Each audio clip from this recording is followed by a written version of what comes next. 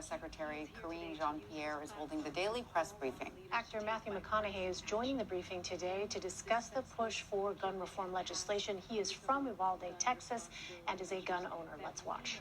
Will save lives. Just a few minutes ago, Matthew met briefly with the president to talk about the importance of taking action, keeping our communities safe. But without further ado, I would like to bring up Matthew. Thank you. Here you go. Thank you. Thank you. Thank you, Camilla. To make the loss of these lives matter. My wife and I, Camilla, we spent most of last week on the ground with the families in Uvalde, Texas. We shared stories, tears, and memories. The common thread, independent of the anger and the confusion and the sadness, it was the same. How can these families continue to honor these deaths by keeping the dreams of these children and teachers alive? Again, how can the loss of these lives matter? So while we honor and acknowledge the victims, we need to recognize that this time, it seems that something is different. There's a sense that perhaps there's a viable path forward. Responsible parties in this debate seem to at least be committed to sitting down and having a real conversation about a new and improved path forward. A path that can bring us closer together and make us safer as a country. A path that can actually get something done this time. Camilla and I came here to share my stories from my hometown, Uvalde. Came here to take meetings with elected officials on both sides of the aisle. We came here to speak to them, to speak with them, and to urge them to speak with each other. To remind and inspire them that the American people will continue to drive forward the mission of keeping our children safe, because it's more than our right to do so. It's our responsibility to do so. I'm here today in the hopes of applying what energy, reason, and passion that I have into trying to turn this moment into a reality. Because as I said, this moment is different. We are in a window of opportunity right now that we have not been in before. A window where it seems like real change can happen. Uvalde, Texas is where I was born. I swear my mom taught kindergarten less than a mile from Robb Elementary. Uvalde is where I learned to master a Daisy BB gun. That took 2 years before I graduated to a .410 shotgun. Uvalde is where I was taught to revere the power and the capability of the tool that we call a gun. Uvalde is where I learned responsible gun ownership. Now, Uvalde called me on May 24th when I learned the news of this devastating tragedy. I had been out of cellular range, working in the studio all day when I emerged, and messages about a mass shooting in the town I was born in began flooding my inbox.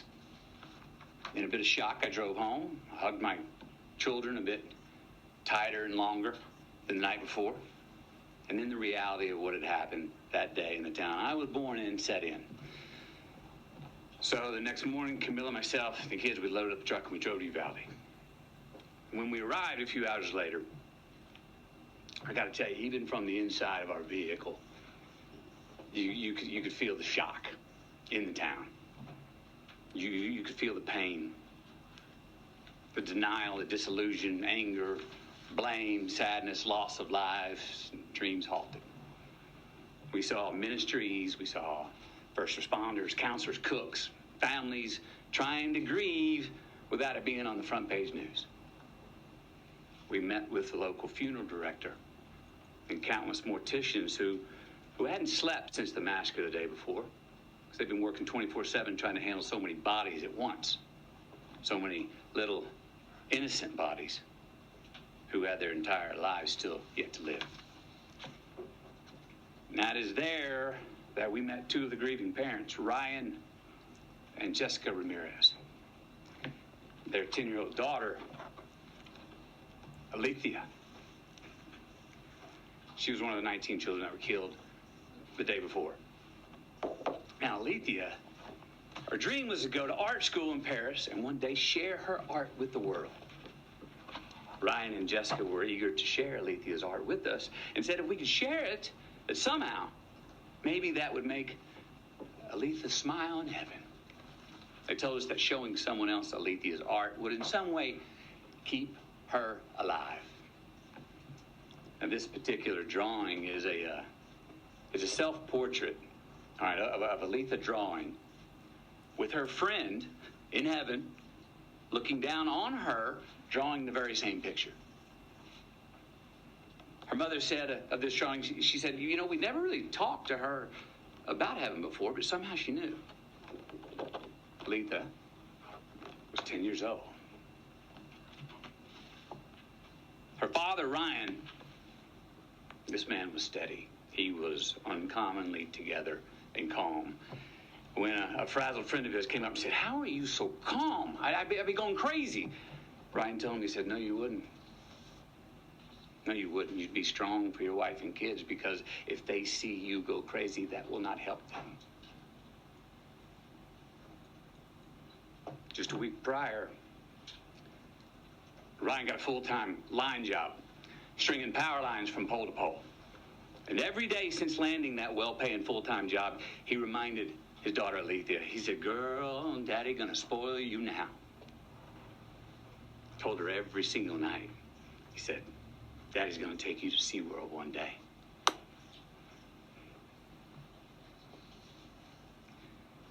He didn't get to spoil his daughter. Alethea, she did not get to go to SeaWorld. We also met Anna and Danilo, the mom and the stepdad of 9-year-old Maite Rodriguez. And Maite wanted to be a marine biologist. She was already in contact with Corpus Christi University of A&M for her future college enrollment. 9 years old. Maite cared for the environment so strongly that when the city asked her mother if they could release some balloons into the sky in her memory, her mom said, oh, no. Maite wouldn't want to litter. Maite wore green high-top Converse with a heart she had hand-drawn on the right toe because they represented her love of nature. Camilla's got these shoes. Can you show these shoes, please? Wore these every day. Green Converse with a heart on the right toe. These are the same green Converse on her feet that turned out to be the only clear evidence that could identify her after the shooting. How about that? Maite wrote a letter.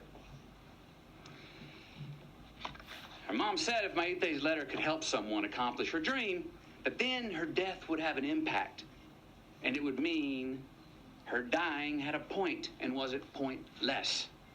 That it would make the loss of her life matter.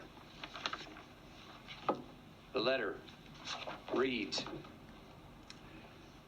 Marine biologist, I want to pass school to get to my dream college. My dream college is in Corpus Christi by the ocean. I need to live next to the ocean because I want to be a marine biologist. Marine biologists study animals and the water. Most of the time I will be in a lab. Sometimes I will be on TV.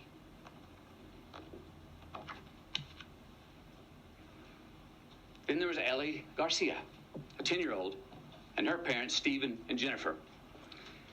Ellie loved to dance and she loved church. She even knew how to drive tractors and was already working with her dad and her uncle mowing yards. Ellie was always giving of her gifts, her time, even half-eaten food on her plate, they said. So around the house, we called her the Great Regifter. Smiling through tears, her family told us how Ellie loved to embrace, said she was the biggest hugger in the family. Now, Ellie was born Catholic, but had been going to Baptist church with her uncle for the last couple of years. Her mom and dad were proud of her because they said She was learning to love God no matter where.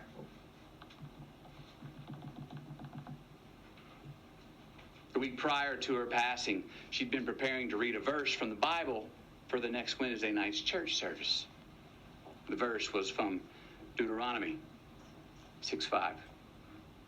And thou shalt love the Lord thy God with all thy heart, with all thy soul, and with all thy might.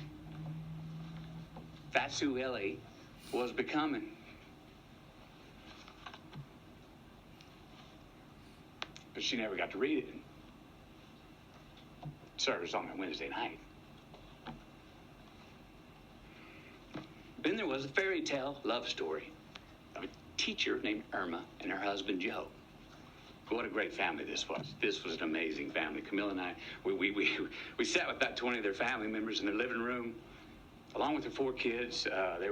Kids were 23, 19, 15, and 13. They shared all these stories about how Irma and Joe served the community and would host all these parties, and how Irma and Joe were planning on getting a food truck together when they soon retired. They were humble, hard-working people. Irma was a teacher who her family said went above and beyond and just couldn't say no to any kind of teaching.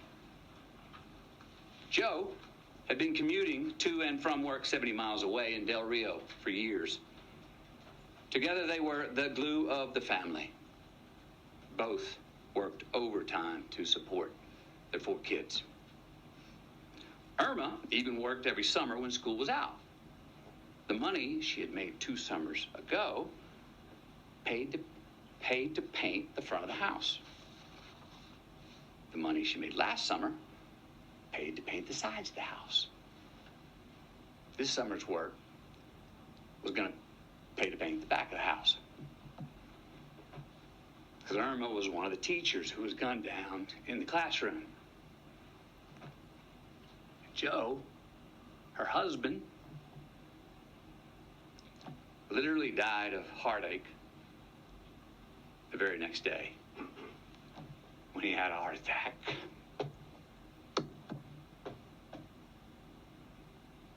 They never got to paint the back of their house. They never got to retire.